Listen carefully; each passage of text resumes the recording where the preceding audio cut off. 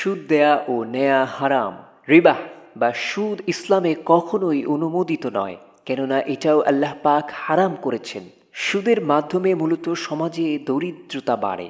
পবিত্র কোরআনে মহান আল্লাহ পাক ইরশাদ করেছেন, কিন্তু যারা সুদ খায় তাদের অবস্থা হয় ঠিক সেই লোকটির মতো যাকে শয়তান স্পর্শ করে পাগল করে দিয়েছে।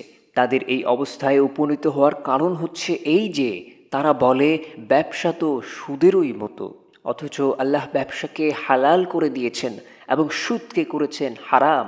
কাজেই যে ব্যক্তির কাছে তার রবের পক্ষ থেকে এই নসিহাহ পৌঁছে যায় এবং ভবিষ্যতে সুদখোর থেকে সে বিরত হয়, সেই ক্ষেত্রে যা কিছু সে খেয়েছে তা তো খেয়ে ফেলেছেই এবং এই ব্যাপারটি আল্লাহর কাছে সোপার্দ হয়ে গেছে।